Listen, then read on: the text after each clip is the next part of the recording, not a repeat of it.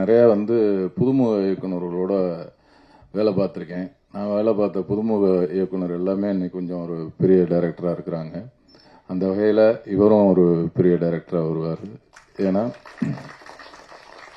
எல்லாருமே நான் ஒரு பசங்களாக இருக்கட்டும், கலவாணியாக இருக்கட்டும், நிறைய படங்களில் எல்லாமே அவங்களோட வாழ்க்கையிலேருந்து சில விஷயங்களை, அவங்க அனுபவப்பட்ட விஷயங்களை இந்த படத்தில் அந்த ஹீரோ மேலே சொல்லியிருப்பாங்க. அது மாதிரி இதுலேயும் நம்ம மைக்கேல் பிரதர் அவர் வாழ்க்கையில் நடந்த இந்த இன்சிடென்ட்டை இந்த ஹீரோ கதாபாத்திரத்து மேலே அந்த ஃபேமிலி இன்சிடென்ட்லாம் நிறைய விஷயங்கள் அவர் லைஃப்பில் நடந்ததை சொல்லியிருக்கிறாரு. அதனால அதில் கொஞ்சம் ஒரு உயிர் இருக்கும், ஜீவன் இருக்கும். நம்ம பார்க்கும்போதும் நமக்கு அந்த இது உணர முடியும். அதனால் அவர் இனிமேல் ஒரு பெரிய நல்ல டைரக்டருங்கிற ஒரு இடத்துக்கு கண்டிப்பாக வந்துடுவார். நிறைய படங்கள் பண்ணணும். அம்மா, ஏன்னா அவங்க குடும்பம் ரொம்ப அருமையான ஒரு அழகான குடும்பம். அவங்க ஃபேமிலிலாம் ஷூட்டிங் ஸ்பாட்டுக்கு வருவாங்க. அம்மாவாக இருக்கட்டும், அவங்க சிஸ்டர்ஸ், அப்புறம் அவங்க ஒய்ஃபு, பசங்க எல்லாமே வந்தாங்கன்னா ஒரு ஒரு குடும்பம்னா ஒரு ஒரு கூட்டாக, ஒரு ஜாலியாக, அது ஒரு வித்தியாசமான ஒரு குடும்பமாக, ஒரு அன்பாக நல்லா இருக்கு. அவங்க குடும்பத்தை பார்க்கறது ரொம்ப பிடிக்குது. நல்ல அருமையான குடும்பம்.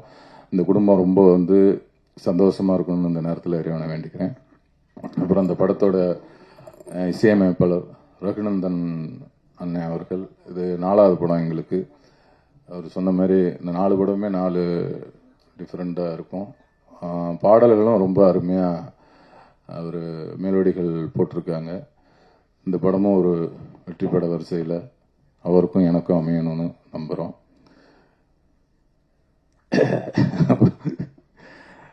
ரொம்ப நன்றி, இவ்வளோ நேரம் இருந்தீங்க. அப்புறம் நம்ம கருணாசனும் நானும் ஒரு 15 வருஷம் பழக்கம். ஆனால் படமாக பண்ணது இதுதான் ஒரு 15 வருஷம் கழிச்சு இவ்வளோ அழுத்தமான ஒரு கேரக்டர் பண்ணணும் அப்படின்னு சொல்லி, அதுவும் அவர் மைக்கேல் பிரதர் மூலியமா வரணும்னு சொல்லி இத்தனை வருஷமா காத்திருக்கிறதா நினைச்சிருக்கோம். ஏன்னா அந்த அளவுக்கு ஒரு அழுத்தமான கேரக்டர். ரொம்ப அண்ணனும் ரொம்ப ரொம்ப எங்களுக்கு ஃபர்ஸ்ட் ஒரு நாள் 2 நாள் கொஞ்சம் அதை பிடிக்கிறதுக்கு ஒரு மாதிரி எனக்கு கொஞ்சம் இதாக இருந்தது. அப்புறம் 2-3 நாள் ஷூட்டிங் அதுக்கப்புறம் தான் அந்த கேரக்டருக்குள்ளே போக முடிஞ்சுது.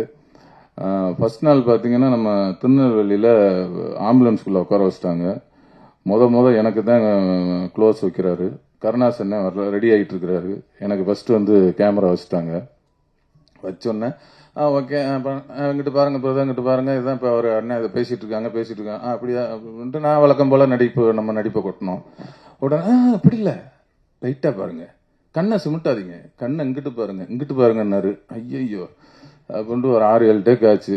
அப்புறம் கஷ்டப்பட்டு ஓகே பண்ணியாச்சு.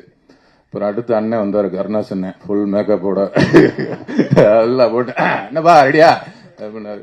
எனக்கா உள்ளுக்குள்ள சிரிப்பு. சரி வாங்கினேன் வாங்க அப்படின்ட்டு இங்கிட்டு வச்சாங்க கேமரா. அவர் அண்ணன் உட்காந்தாரு. என்னப்பா டைலாக்?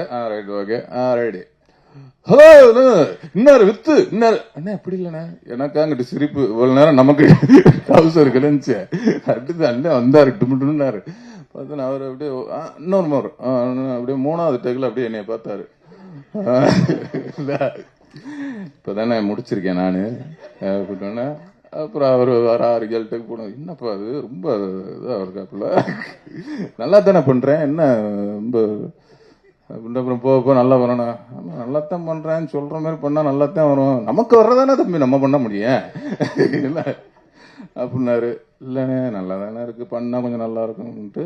அப்புறம் அவரும் 2 நாளைக்கு அப்புறம், இந்த 2 நாள் இந்த ஒரு மாதிரி கஷ்டம் இருந்தது. அதுக்கப்புறம் 3ஆவது நாள்ல இருந்து அந்த டைரக்டர் என்ன நினைப்பாருன்னு எனக்கும் புரிஞ்சிருச்சு, அண்ணனுக்கும் புரிஞ்சிருச்சு. ரெடின்ட்டு அதுக்கப்புறம் டக்குன்னு போயிருச்சு.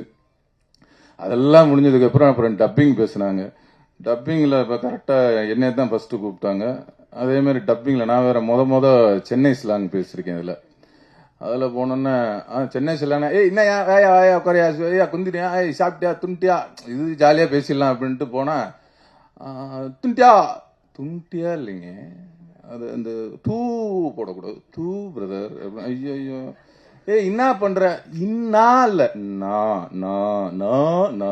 ஐயோ நாவா. அதை கஷ்டப்பட்டு முடிச்சு டப்பிங் ஒரு 4-5 நாள், ஒரு வாரம் போச்சு, முடிச்சிட்டேன். அண்ணன் கரெக்டா அடுத்து அண்ணன் கருணாசன் நைட்டு போனு, என்னப்பா தம்பி டப்பிங் எல்லாம் முடிச்சிட்டியா? முடிச்சிட்டனே, உங்களுக்கு நாளைக்கே எனக்கு உள்ளுக்குள்ள சிரிப்பு. என்ன தம்பி சிரிக்கிற? இல்லண்ணே ஒன்றும் இல்லை, நாளைக்கானே. சரி போயிட்டு வாங்கண்ணே, போயிட்டு வாங்க. தம்பி நீ நினைக்கிற மாதிரி இல்ல, நான் ட்ராக் வாய்ஸ் பேசி வைக்க சொல்லிட்டேன். போனோன்னு அந்த பேசுனதை பார்த்து பேசி விட்டுருவேன் அப்படின்ட்டு அண்ணன் ஒரு ஐடியா பண்ணி இப்போ ஃபர்ஸ்ட் பேச வச்சுட்டு சொல்லிட்டாரு டைரக்டர். அதுக்கப்புறம் ஈஸியா போய் ஒரு அண்ணன் பேசி விட்டாரு. அதே அந்த அனுபவங்கிறது. காக்கி தான் அவரும் காக்கி போட்டிருக்காரு. அதனால ரொம்ப இல்ல அந்த அளவுக்கு ஒரு உன்னிப்பா வேளாங்கக்கூடிய ஒரு, ஏன்னா நம்ம இந்த மாதிரி படம் நடிச்சதில்ல. நம்ம நடிச்சதெல்லாம் கலவணி வந்தியா போனியா அந்த மாதிரி தான் போயிட்டு இருக்கு. இது கொஞ்சம் ஒரு 2 பேருமே, நானும் அண்ணனும் சரி, கொஞ்சம் ரொம்ப மெனக்கட்டு பண்ணியிருக்கோம். அந்த மெனக்கட்டு இது மைக்கேல் அவர்கள் எங்களுக்கு வேலை வாங்கியிருக்காரு. ஒரு நல்ல படம், இந்த மாதிரி ஒரு நல்ல படத்தை எடுத்த தயாரிப்பாளர்களுக்கும் இதில் வேலை செஞ்ச நம்ம கேமராமேன், எடிட்டர் சார் அவர்கள், அந்த கவிஞர் அவர்கள், அவங்க பாட்டு மட்டும் எழுதல, ஸ்பாட்லேயே ரொம்ப சுறுசுறுப்பாக ஒர்க் பண்ணக்கூடியவங்கள அவங்களும் ஒருத்தர். அதனால் அந்த படத்தில் வேலை செஞ்ச அனைத்து டெக்னீஷியர்கள், அனைத்து உதவி இயக்குநர்கள் எல்லாத்துக்கும் இந்த நேரத்தில் நன்றி சொல்லிக்கிறேன். அதேமாதிரி மேனேஜர் வெங்கட் அண்ணன், கண்ணன் எல்லாருமே ரொம்ப சப்போர்ட்டிவாக இருந்தாங்க.